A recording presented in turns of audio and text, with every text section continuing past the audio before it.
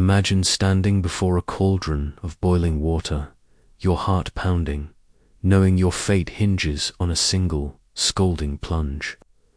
In the 12th century, this was no nightmare, it was a monk's reality, a brutal test of truth called the Ordeal of Boiling Water. Welcome to a time when justice wasn't decided by lawyers or juries, but by fire, water, and faith.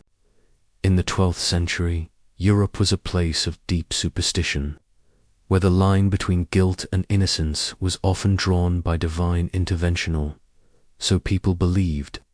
This is the story of the Ordeal of Boiling Water, a terrifying ritual that tested a person's truth through pain and survival. Picture a small, stone-walled monastery, the air thick with incense and fear. As a young monk stands accused of a crime he swears he didn't commit, his only way to prove his innocence, plunging his hand into a cauldron of scalding water to retrieve a stone. If his burns healed cleanly, God had spoken, he was innocent. If not, his fate was sealed. This was the medieval world, where faith and fear ruled, and trials were as much about spectacle as they were about justice. Let's set the scene. The 12th century was a time of castles, knights, and a church that held immense power over every aspect of life.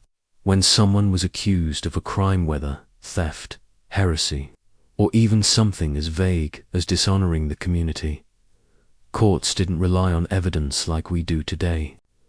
Instead, they turned to ordeals, rituals believed to reveal God's judgment. The ordeal of boiling water was one of the most grueling.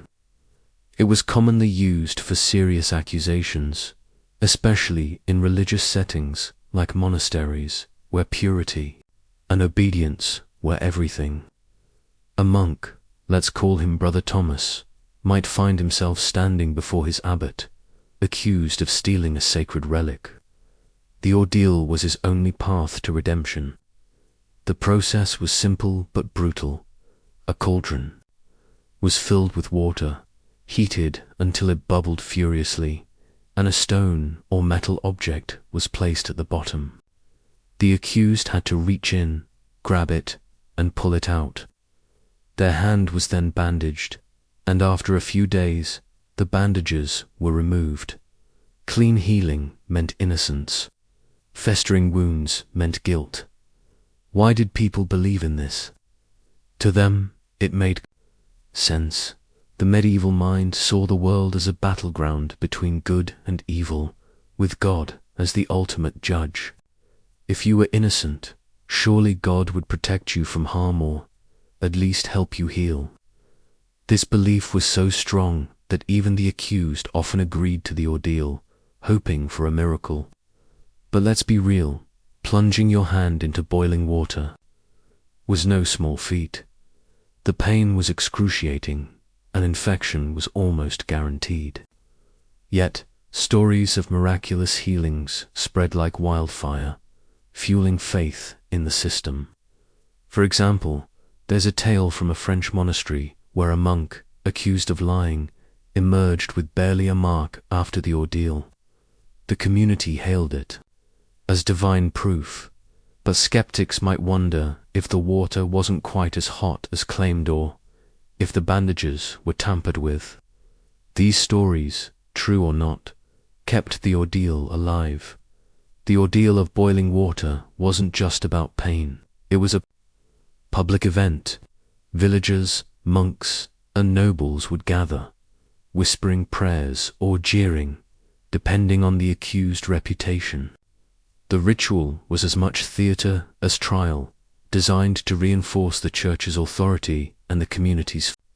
Step into the cloistered world of a 12th century monastery, where silence was sacred, and every day revolved around prayer, work, and obedience. For Brother Thomas, our young monk, life was a rhythm of chants at dawn, labour in the fields, and evenings spent copying manuscripts by candlelight. Monasteries were the heart of medieval spirituality. But they weren't immune to human flaws. Jealousy, ambition, and secrets simmered beneath the surface. In this chapter, we'll explore the daily life of a monk like Thomas and uncover the accusation that thrust him into the terrifying ordeal of boiling water. It's a tale of trust broken and a community on edge, where a single whisper could ignite a firestorm. Life in a monastery was strict but purposeful. Monks like Thomas took vows of poverty, chastity, and obedience. Dedicating their lives to God, their days began before sunrise with prayers in the chilly chapel, followed by hours of manual labor tending crops, brewing ale, or repairing the monastery's walls. Thomas, barely 20, was known for his steady hand in the scriptorium, where he copied sacred texts with care. But monasteries weren't just holy havens. They were tight-knit communities where personalities clashed. Some monks vied for favor, with the abbot hoping for a higher role, like keeper of the relics or cellarer. Others, like Thomas, kept their heads down, content with their duties. Yet, even in this sacred space, rumors could spread faster than a plague. A missing relic, a whispered insult, or a glance that lingered too long could stir suspicion. For Thomas, trouble began with a silver chalice, a cherished relic said to have been touched by a saint. It was the monastery's pride, used only during high feasts. One morning, it was gone. The monks were in an uproar, the abbot furious. Fingers pointed quickly, and Thomas, quiet and unassuming, became the target. Why him? Perhaps it was his late-night work in the scriptorium, where he was often alone near the chapel. Or maybe it was Brother Edmund, a rival monk with a sharp tongue and sharper ambition, who saw a chance to eliminate a competitor. Edmund claimed he'd seen Thomas near the chapel's altar the night the chalice vanished, his words dripping with accusation. Thomas protested, his voice trembling, but in the 12th century, innocence wasn't assumed, it was tested. The abbot, pressured to act decisively, declared the ordeal of boiling water would reveal the truth. What made this accusation so devastating? In a monastery, trust was everything. Monks lived like brothers, sharing meals, prayers, and hardships. An accusation of theft, especially of a sacred object, wasn't just a crime, it was a betrayal of the entire community. Thomas faced not only physical pain, but the loss of his place among his brothers. The ordeal was his only hope to clear. His name, but the stakes were brutal.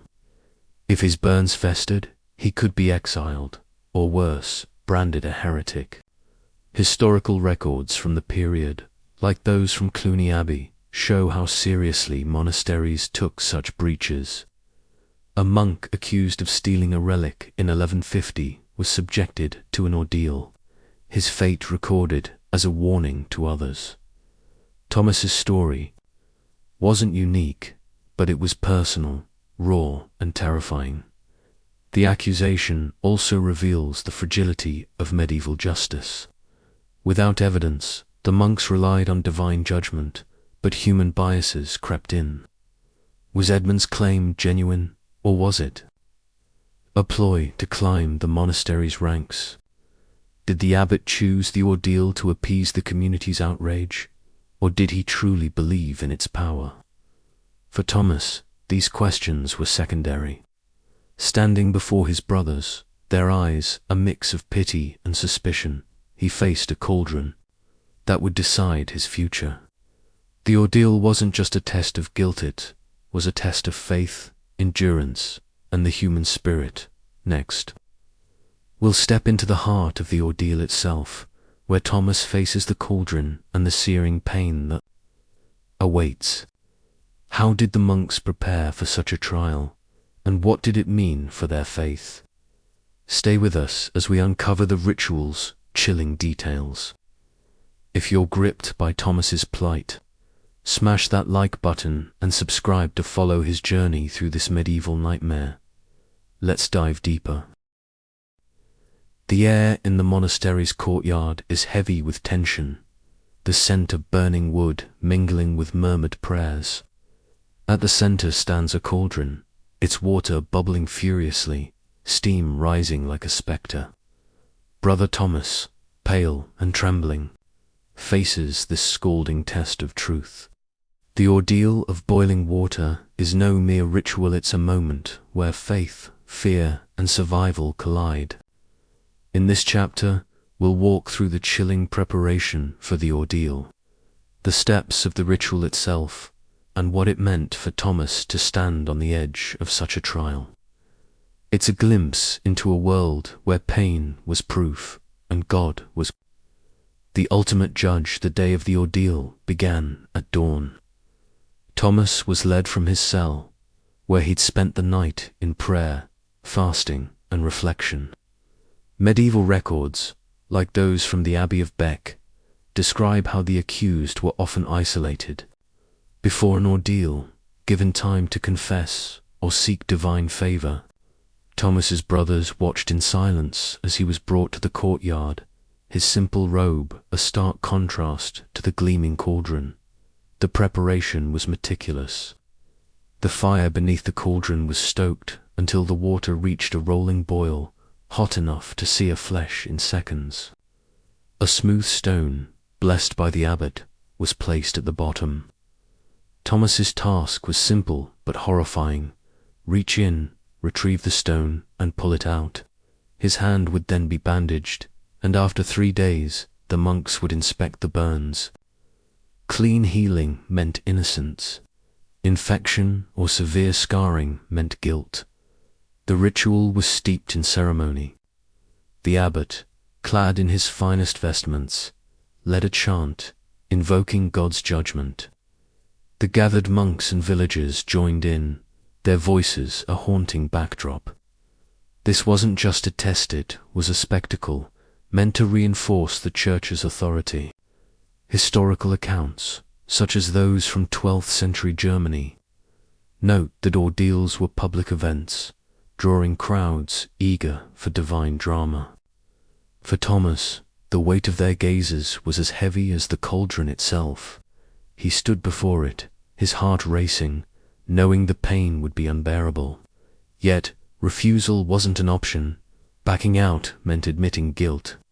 Some monks, stories whispered, had collapsed from fear before even touching the water. Thomas, though, held firm, his lips moving in silent prayer. What went through his mind? Faith, certainly, but also terror. The ordeal was designed to test both. The church taught that God would protect the innocent, but the reality was grim. Boiling water caused deep burns. An infection was common in a time before antibiotics. A 12th century chronicle from Canterbury describes a monk whose hand turned black and putrid after an ordeal, sealing his exile. Yet, tales of miracles persisted, like a nun in France whose burns healed in days, her innocence proclaimed divine. These stories gave Thomas hope, but the cauldron's steam was a stark reminder of the odds. Some historians suggest priests could rig the ordeal, using cooler water for those they favored. Was Thomas's abbot impartial, or did Brother Edmund's accusation sway him? We'll never know, but for Thomas, the moment of truth was now dart. He stepped forward, the crowd held its breath. The water hissed, the stone waiting below. His hand hovered, the heat already stinging his skin. This was more than a test of guilt, it was a test of courage, faith, and the human will to endure. What happened when Thomas plunged his hand into the cauldron? Did he scream, or did he bear it in silence? We'll find out in the next chapter as we follow the moment of the ordeal and its immediate aftermath. If this glimpse into a monk's courage has you hooked, hit that like button and subscribe for more. Let's see what fate awaits Thomas. The cauldron's steam curls upward, a menacing veil in the monastery courtyard. Brother Thomas stands frozen, his hand trembling above the boiling water, the crowd's whispers fading into a tense silence.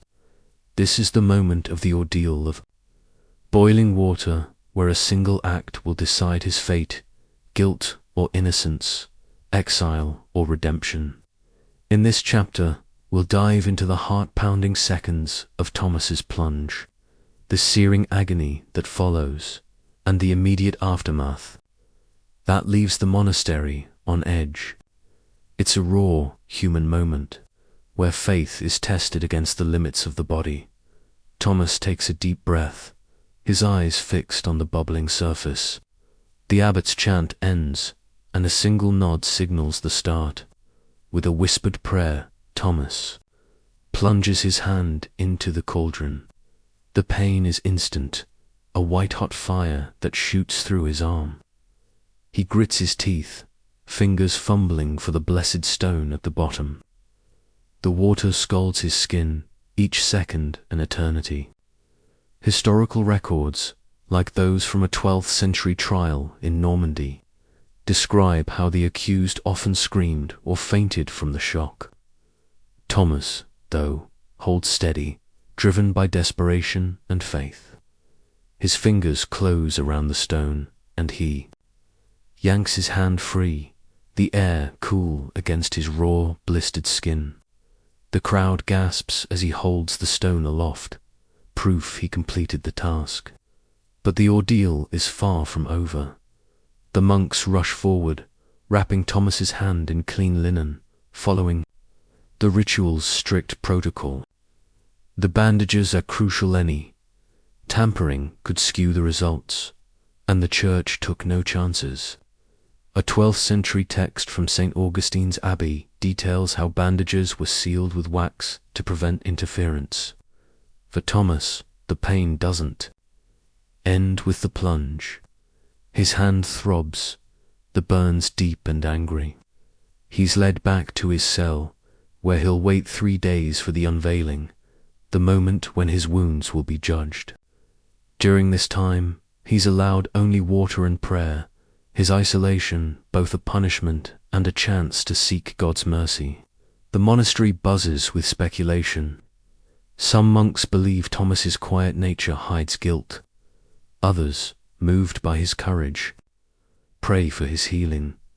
What did the plunge mean for Thomas and his community? The ordeal wasn't just physical, it was a spiritual crucible. The church taught that God's hand guided the outcome, but the human cost was undeniable.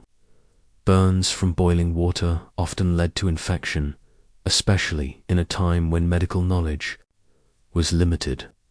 A chronicle from a German monastery in 1180 tells of a man whose hand wept with pus after an ordeal, marking him as guilty. Yet, rare stories of near-miraculous healing fueled the ritual's mystique. For Thomas, the pain was a test of endurance, but the waiting was its own torture. Every throb of his hand reminded him of the stakes. A clean wound could restore his place among his brothers, while a festering one could mean exile or worse. The courtyard empties, but the tension lingers. Brother Edmund, the accuser, watches from the sidelines, his face unreadable. Did he feel triumph or doubt? The abbot, too, carries the weight of his decision to call for the ordeal. As Thomas sits in his cell, clutching his bandaged hand, the monastery holds its breath. What will the unveiling reveal? Will God's judgment clear Thomas or condemn him? In the next chapter, we'll follow the 3 days of waiting, exploring the toll on Thomas's mind and the whispers that ripple through the monastery. If this moment of raw courage gripped you, smash that like button and subscribe to keep up with Thomas's fate. Let's see what the bandages hide. The monastery falls quiet as Brother Thomas sits alone in his cell, his bandaged hand a throbbing reminder of the ordeal. The cauldron's heat has faded, but the real trial now begins. 3 days of waiting, where every ache and whispered prayer carries the weight of his fate. In the 12th century, the ordeal of boiling water wasn't just about surviving the plunge, it was about what came after, when the bandages would be unwrapped to reveal God's judgment. In this chapter, we'll delve into Thomas's isolation, the psychological toll of uncertainty, and the monastery's growing tension as the community grapples with doubt, faith, and the spectre of divine justice. This is a story of endurance, not just of the body, but of the soul. Thomas's cell is a small, stone-walled room, barely lit by a single candle. The air is damp, the silence broken only by distant chants from the chapel. His hand, tightly wrapped in linen, pulses with pain. Every movement sends a jolt through his arm, a cruel echo of the boiling water. Medieval records, like those from the Abbey of Cluny, describe how the accused were kept in isolation during these 3 days, forbidden from eating solid food or speaking to others. The rule was strict. Only water and prayer were allowed, a test of spiritual purity as much as physical endurance. Thomas kneels by his narrow cot, whispering psalms, seeking strength. But doubt creeps in. What if the burns fester? What if God, or the monks, see guilt where there is none?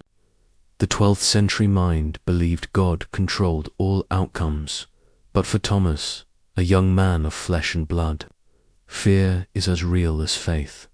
Outside his cell, the monastery hums with tension.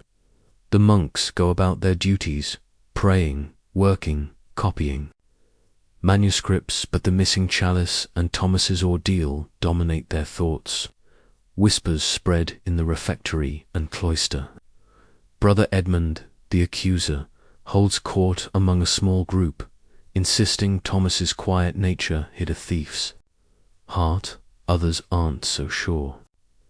Brother Anselm, an older monk who taught Thomas to illuminate manuscripts, argues that the boy's steady hand and gentle spirit speak to his innocence. Historical accounts, like a 1157 chronicle from St. Albans, show how ordeals divided communities.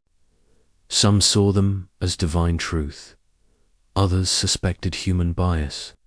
Was the water too hot? Was Edmund's accusation fueled by jealousy over Thomas's skill in the scriptorium?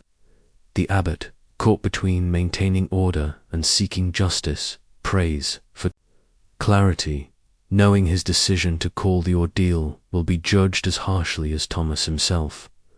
The waiting period was more than a pause.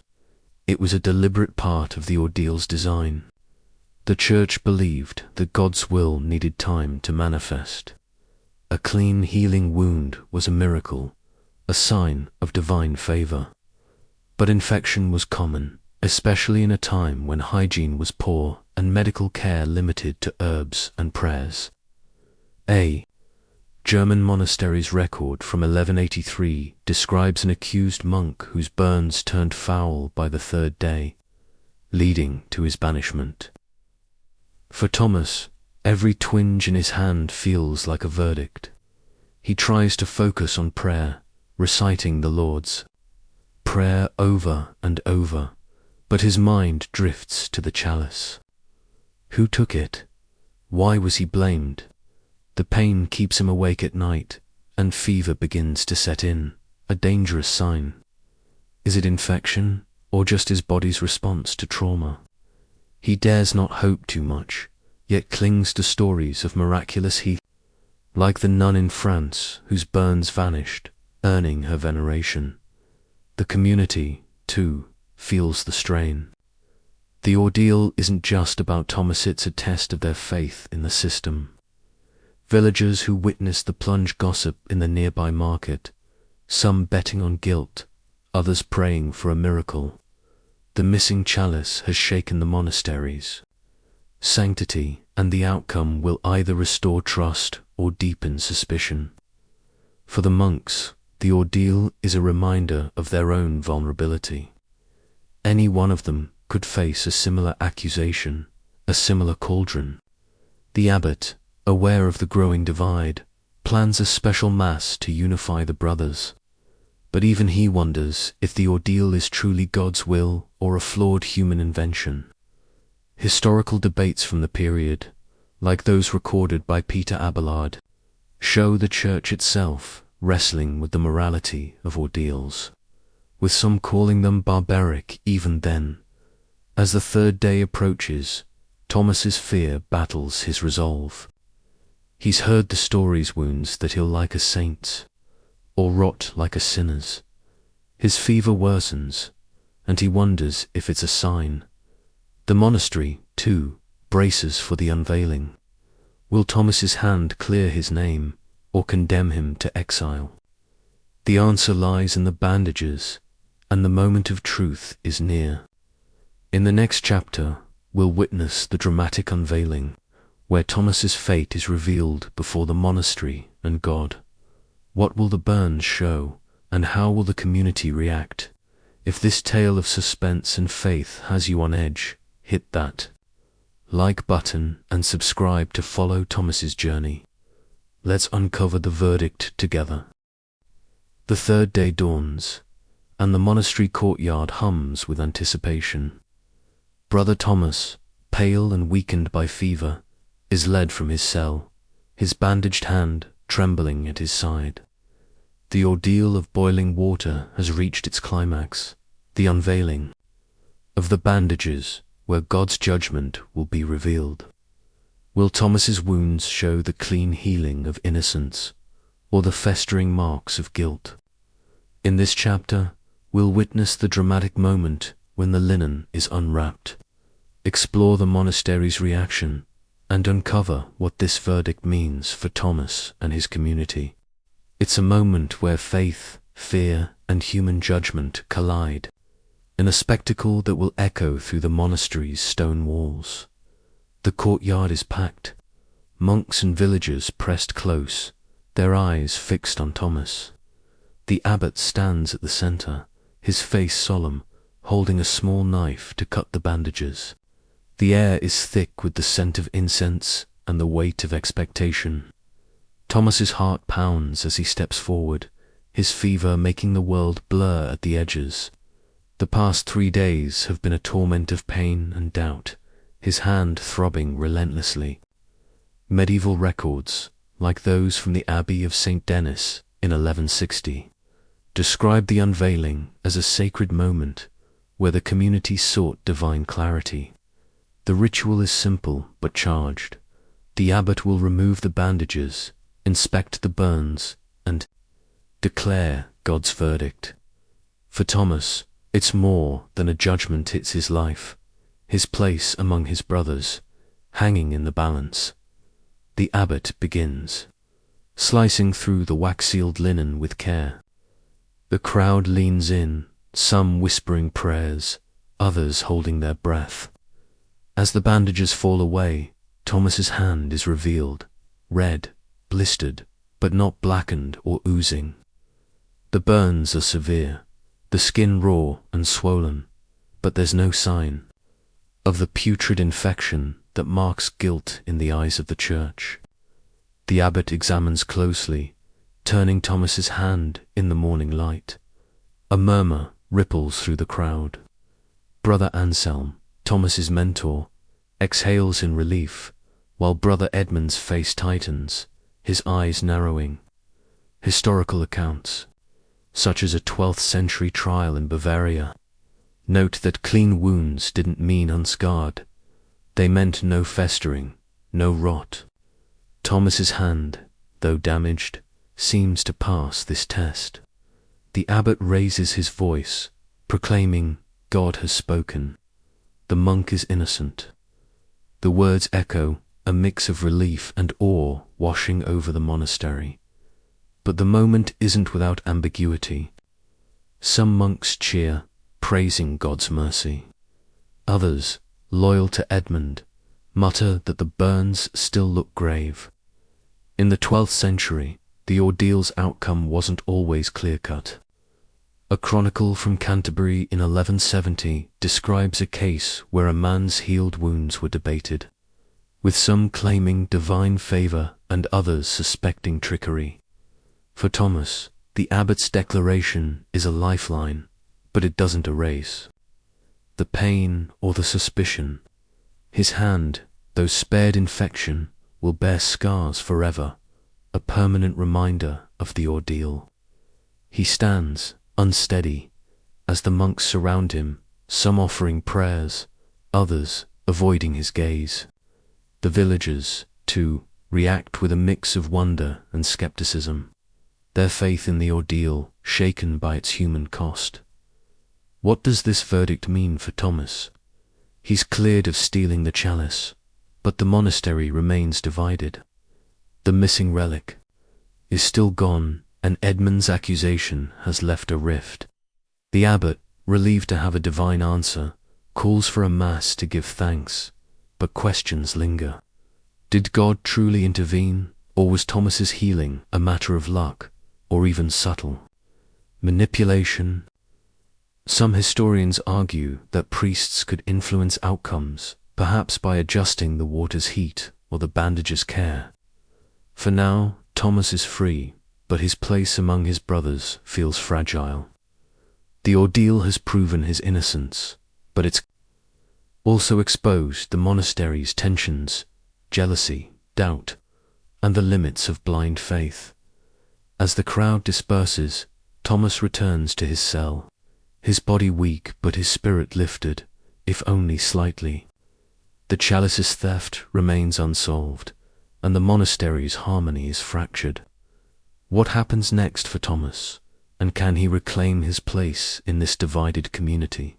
In the next chapter, we'll explore the aftermath of the ordeal as Thomas navigates his return to monastic life and the lingering shadow of the accusation. If this dramatic verdict has you hooked, smash that like button and subscribe to follow Thomas's journey. Let's see how he rebuilds from here. The monastery's bells toll for evening prayer, but for Brother Thomas, the sound feels hollow. Declared innocent by the ordeal of boiling water, he's free to rejoin his brothers. Yet the scars on his hand and the whispers in the cloister tell a different story. The chalice remains missing, and the community is fractured, caught between relief and lingering doubt. In this chapter, we'll explore Thomas's tentative return to monastic life, the challenges of rebuilding trust, and the unresolved mystery of the stolen relic. It's a tale of resilience in a world where innocence doesn't always mean acceptance, and where a single ordeal leaves ripples that refuse to fade. Thomas steps back into the rhythm of the monastery, his bandaged hand making every task a painful reminder of the cauldron. He joins the monks in the scriptorium, trying to grip a quill, but the burns make his fingers clumsy. His once steady hand, admired for its delicate script, now trembles, drawing pitying glances from Brother Anselm and cold stares from others. Medieval monasteries were tight-knit, but they could be unforgiving. A 12th century record from the Abbey of Faucombe describes a monk who, though cleared by ordeal, was shunned as tainted by suspicion. For Thomas, the abbot's verdict is official, but trust is harder to restore. Some monks, swayed by Brother Edmund's accusations, still whisper that Thomas knows more about the chalice than he admits. Others, like Anselm, offer quiet support, slipping him extra bread at meals or praying beside him in the chapel. The monastery itself feels off balance. The missing chalice, a sacred relic, was more than an object. It was a symbol of the community's bond with God. Its absence casts a shadow over every mass, and the abbot faces pressure to resolve the mystery. He questions the monks, searches the dormitories, even sends word to nearby villages, but no trace of the chalice emerges. Historical accounts, like those from St. Gall in 1165, show how stolen relics could destabilize a monastery, sparking fear of divine displeasure.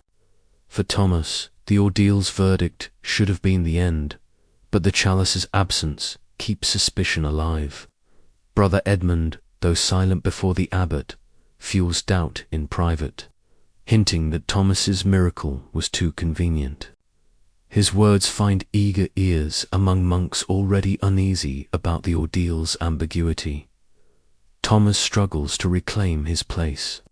He kneels longer in prayer, hoping to prove his piety, but the pain in his hand and the weight of doubt exhaust him. At night, he lies awake, replaying the accusation. Why did Edmund point to him? Was it jealousy over his skill, or something deeper? The 12th century was a time when personal grudges could hide behind pious words, and monasteries weren't immune to politics. A chronicle from Cluny tells of a monk falsely accused to settle a rivalry, only cleared when the true thief confessed. Thomas wonders if the chalice's thief is still among them, watching, waiting. His fever has faded, but his spirit is bruised. Caught between gratitude for his survival and fear of never fully belonging again, the community too grapples with the ordeal's aftermath. The abbot preaches unity, urging the monks to accept God's judgment, but the divide persists. Some see Thomas's healing as a miracle, proof of divine justice. Others question the ordeal itself, wondering if it's truly God's voice or a flawed ritual. This tension reflects a broader shift by the late 12th century. Thinkers like Peter Abelard were challenging ordeals, calling them cruel and unreliable. For now, though, the monastery clings to tradition, even as it frays. Thomas, caught in this storm, finds solace in small Anselm's kind words, a villager's nod of respect, but the chalice's shadow looms large as Thomas navigates. This fragile new normal, a new question arises. Will the chalice ever be found, or will its loss haunt the monastery forever? In the next chapter, we'll dive into the search for the truth behind the theft. As whispers of a new clue surface, and Thomas faces a choice: stay silent, or risk everything to uncover the real culprit. If this story of resilience and doubt has you gripped, hit that like button and subscribe to follow Thomas's fight for redemption. Let's see what secrets the monastery still hides. The monastery's stone walls seem to close in as Brother Thomas moves through his days. His scarred hand a constant reminder of the ordeal of boiling water. Though declared innocent, the missing silver chalice, sacred relic touched by a saint, continues to cast a long shadow over the community. Suspicion lingers, trust frays, and the monastery feels like a powder keg waiting for a spark. Now, a faint whisper of a clue emerges, hinting at the chalice's fate, and Thomas faces a choice: stay silent and protect his fragile place among his brothers, or risk everything to uncover the truth. In this chapter, we'll dive deep into the search for the stolen relic, the mounting tensions within the monastery, and Thomas's inner struggle as he grapples with fear, duty, and the pull of justice. This is a story of courage tested not by boiling water, but by the weight of secrets in a world bound by faith and betrayal. The monastery's routine trudges on morning prayers, labor in the fields, the scratch of quills in the scriptorium, but the absence of the chalice poisons the air. It was no ordinary cup. It was a symbol of divine favor, used in high feasts to connect the monks to their sacred past. Its theft is a wound to the community's soul, and the abbot's efforts to find it have grown desperate. He's interrogated every monk, searched every cell, and sent messengers to nearby villages, asking peddlers and innkeepers for any sign of the relic. Historical records, like those from the Abbey of St. Victor in 1168, describe how a stolen relic could plunge a monastery into crisis, with monks fearing God's wrath for their failure to protect it. The abbot, a stern but weary man, feels the pressure most keenly. His decision to subject Thomas to the ordeal was meant to restore order, but with the chalice still missing, he faces murmurs of doubt about his leadership. Thomas, meanwhile, is caught in a delicate balance. His hand, though healing, is a mass of scars, making every task from holding a hoe to turning a manuscript's page an exercise in pain. He feels the eyes of his brothers.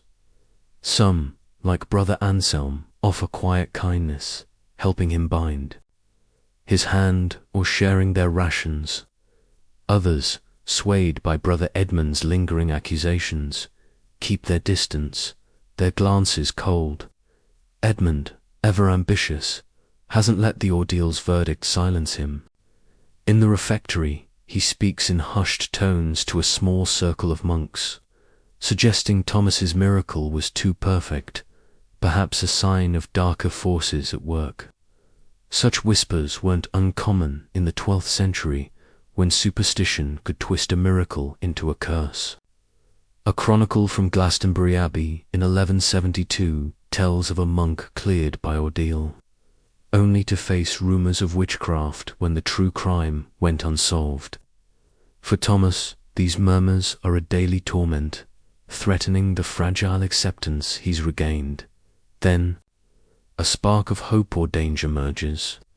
During evening prayers, a young novice, Brother Peter, approaches Thomas in the cloister, his voice barely above a whisper. He claims to have overheard something odd.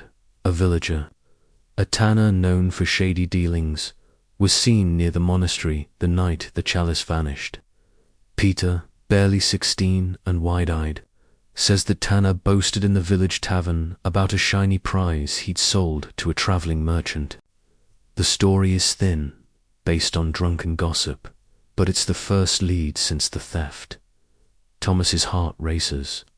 Could this be the key to clearing his name for good? Or is it a trap, another rumour to drag him back into suspicion? Medieval often relied on local villagers for supplies, but relations could be tense. A record from St. Augustine's in 1160 notes a theft blamed on a villager, only for the monks to discover one of their own was complicit. Thomas wonders if someone inside the monastery, perhaps even Edmund, knows more than they've admitted. The decision weighs heavily on Thomas. Reporting Peter's story to the abbot could reignite the investigation, but it risks drawing attention back to himself. If the tanner's tale is false, or if Edmund spins it against him, Thomas could face new accusations. Yet staying silent feels like abandoning the truth. His nights are sleepless, his scarred hand aching as he prays for guidance. The monastery's library, where he once found solace copying texts, now feels like a maze of doubts. He recalls a passage from St. Augustine about truth as a light that pierces darkness, but the darkness of suspicion feels overwhelming. Historical accounts show that monks in similar situations often faced a grim choice: silence to preserve peace, or action that could unravel their lives. A monk in an 1159 trial in France, cleared of theft, pursued the true culprit and was later exiled when his efforts espoused a senior monk's guilt. The monastery's tension peaks as the abbot announces a special council to address the chalice's loss. Monks gather in the chapter house, their faces a mix of fear and frustration. The abbot demands anyone with knowledge to come forward, his voice sharp with the strain of leadership. Thomas, standing at the back, feels Peter's nervous glance. Edmund, too, watches him, his expression unreadable. The community is at a breaking point, and Thomas knows his next move could either heal the rift or deepen it. He thinks of the ordeal, the scalding water, the days of fever and prayer.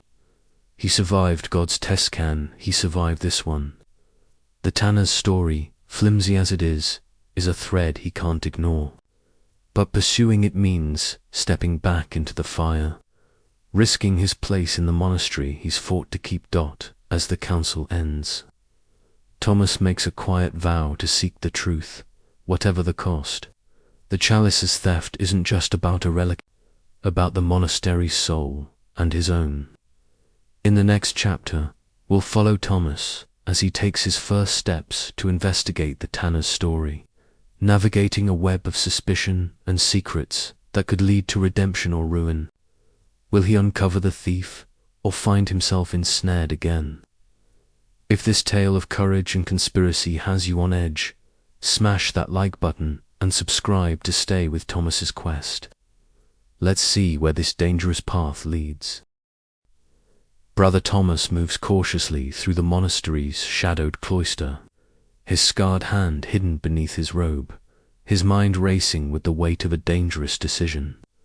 The whisper of the tanner's boaster, shiny prize sold to a merchant, has ignited a spark of hope, but pursuing it could unravel the fragile peace he's fought to reclaim since the ordeal of boiling water. The monastery remains on edge, the missing chalice a wound that festers in the community's heart. In this chapter, we'll follow Thomas as he takes his first tentative steps to investigate the tanner's story, navigating a treacherous web of suspicion, secrecy, and the risk of betrayal. It's a journey that tests his courage, not with boiling water, but with the peril of uncovering truths that some would rather keep buried. Thomas knows the stakes are high. The abbot's council has stirred the monastery, with monks whispering about the chalice and eyeing each other with distrust. Brother Peter's nervous confession about the tanner's tavern talk is all Thomas has a fragile thread that could lead to the truth or snap under scrutiny. He wrestles with doubt as he kneels in the chapel, the flickering candlelight casting long shadows. Should he tell the abbot and risk being dismissed as a troublemaker? Or should he investigate quietly, alone, and hope to uncover the thief? Medieval monasteries were insular, but their ties to nearby villages meant secrets could slip through the cracks. A 12th century account from the Abbey of Jameges describes a stolen relic traced to a villager, only uncovered when a monk dared to question. The locals, Thomas, still scarred from the ordeal, feels the weight of that choice. He begins with small, careful steps. After Vespers, when the monastery settles into silence, Thomas slips out to the stables, where Brother Anselm, his mentor, tends the horses. Anselm, with his kind eyes and weathered hands, is the only one Thomas trusts. He shares Peter's story, his voice low, watching for any sign of judgment. Anselm listens, stroking his beard, then warns Thomas of the danger. The truth is a sharp blade, he says, recounting a tale from his youth when a monk's quest for justice led to exile. But he agrees to help, suggesting they visit the village under the guise of delivering herbs to the sick, a task humble enough to avoid suspicion. Historical records, like those from St. Gall in 1170, show monks occasionally venturing into villages for such errands, giving Thomas a plausible cover. The next morning, Thomas and Anselm walk the muddy path to the village, their breath visible in the crisp air. The village is a cluster of thatched huts, alive with the clatter of a blacksmith and the shouts of children. The tavern, a low building with a sagging roof, is where the tanner, a burly man named Godwin, is said to drink. Thomas's heart pounds. As they approach, his scarred hand aching under its bandage. Inside, the air is thick with the smell of ale and smoke. Godwin sits in a corner, his face flushed, laughing with a group of villagers. Thomas hesitates, confronting him directly. could backfire, especially if Edmund's allies are watching. Instead, Anselm strikes up a conversation about the monastery's needs, casually mentioning the chalice's theft. Godwin's eyes flicker, but he shrugs, claiming no knowledge. Yet his quick glance toward the door betrays unease. Thomas notices a stranger in the tavern, a merchant with a weathered cloak and a sack of goods.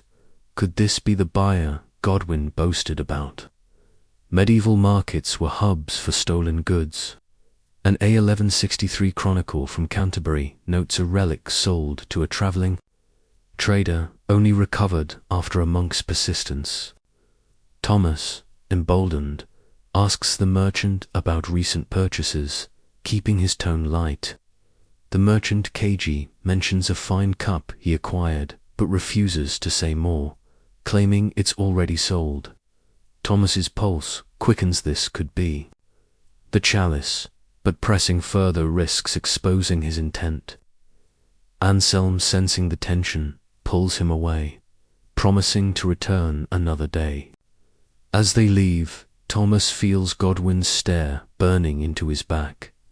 Back at the monastery, the investigation weighs on Thomas.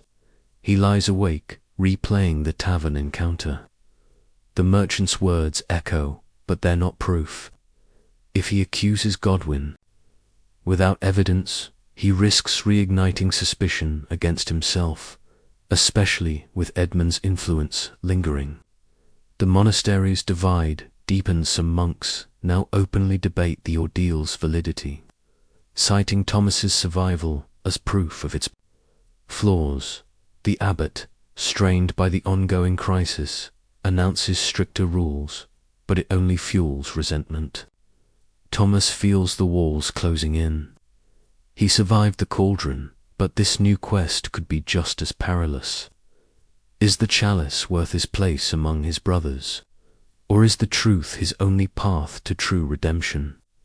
In the next chapter, we'll see. Thomas faced a critical choice as a new revelation about the merchant surfaces, pushing him closer to the chalisaur, deeper into danger. Will he risk everything to confront the truth, or retreat to protect what little he has left? If this tale of courage and conspiracy has you hooked, smash that like button and subscribe to follow Thomas's quest. Let's uncover what secrets await. The monastery stands at a crossroads, its stone walls echoing with the weight of unspoken truths. Brother Thomas, scarred by the ordeal of boiling water and driven by a fragile hope, has ventured into the village, chasing whispers of the stolen chalice. The tanner Godwin's unease and the merchant's cryptic mention of a fine cup have brought him closer to the truth, but also deeper into danger. Now, as whispers of his investigation spread, Thomas faces a final reckoning, not just for the chalice, but for his place in a community torn by doubt and division. In this final chapter, we'll witness the dramatic unraveling of the chalice's fate, the confrontation that exposes the thief, and the lasting impact on Thomas and the monastery. It's a story of redemption, betrayal, and the fragile hope that truth can heal even the deepest wounds. Thomas returns from the village with Brother Anselm, his mind racing. The merchant's words, a fine cup, already sold gnaw at him. But without proof, they're just another shadow in a monastery already thick with suspicion. The abbot's stricter rules have tightened the air, with monks moving silently, their eyes darting. Brother Edmund, ever watchful, seems to sense Thomas's pursuit. During evening prayers, his stare lingers, sharp and accusing, as if daring Thomas to step out of line. Historical records, like those from the Abbey of Cluny in 1169, show how monasteries could fracture under the strain of unresolved crimes, with monks turning on each other when trust eroded. Thomas feels this fracture keenly. His survival of the ordeal cleared his name. But the chalice's absence keeps the wound open, determined to end the mystery. Thomas confides in brother Peter, the young novice who first shared the tanner's story. Peter, nervous but loyal, agrees to help by keeping an eye on Edmund, whose influence still sways many. The next day, Thomas and Anselm devise a plan. They'll return to the village at dawn, before the monks gather for lauds, to confront the merchant before he leaves. The risk is immense if they're caught sneaking out, or if the merchant accuses them of slander. Thomas could face exile, ordeal, or no. But the chalice is more than a relic. It's the monastery's heart, and Thomas believes finding it will mend the rift that threatens to tear his world apart. A 12th century chronicle from St. Albans tells of a monk who risked everything to recover a stolen cross, earning both punishment and praise. Thomas prays for a similar courage, his scarred hand trembling as he clutches a rosary at first light. Thomas and Anselm slip through the monastery's gate, the village still cloaked in mist. The tavern is quiet, but the merchant is there, packing his cart. Thomas, his voice steady despite his fear, asks about the cup. The merchant, caught off guard, stammers, claiming it's just a trinket he bought from a local. But when Anselm presses, mentioning the monastery's sacred chalice, the merchant's face pales. He admits to buying a silver cup from Godwin, the tanner, who claimed it was his own. Thomas's heart leaps.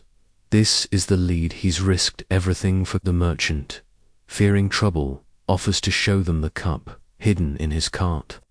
As he pulls back a cloth, there it is, the chalice, its intricate engravings glinting in the dawn. Thomas's breath catches, relief mixing with dread. The chalice is found, but the truth will append the monastery. They return with the merchant in tow, the chalice wrapped carefully in Anselm's cloak. The abbot is summoned to the chapter house, where the monks gather, their faces a mix of shock and hope. Thomas presents the chalice, explaining the tanner's role, but the real blow comes when Peter, trembling, steps forward. He reveals what he's learned. Brother Edmund had been seen speaking with Godwin weeks before the theft, their meetings hidden in the village. Peter overheard Edmund promising Godwin coin for a task. The implication is clear: Edmund orchestrated the theft, framing Thomas to eliminate a rival. The monastery erupts in gasps and murmurs. A 1155 record from Beck Abbey describes a similar betrayal, where a monk's ambition led to a false accusation, only uncovered through a novice's bravery. Edmund, his face ashen, denies it, but the merchant, eager to save himself, confirms seeing Edmund with Godwin. The abbot, his voice heavy with sorrow, orders Edmund confined until a full inquiry can be held. The chalice is restored to the chapel, and a mass of thanksgiving is planned, but the victory feels bittersweet. Thomas, vindicated, is hailed by some as a hero, with Anselm clasping his shoulder in pride. Yet others, still loyal to Edmund, cast doubtful glances, and Thomas knows the scars on his hand and in his heart will never fully fade. The ordeal cleared him, but the truth has cost the monastery its unity. Historical accounts note that such scandals could haunt monasteries for years, with trust slow to rebuild. The abbot, shaken by his misjudgment, vows to reform how accusations are handled, a nod to the growing 12th century skepticism about ordeals, as seen in writings by thinkers like Hugh of St. Victor.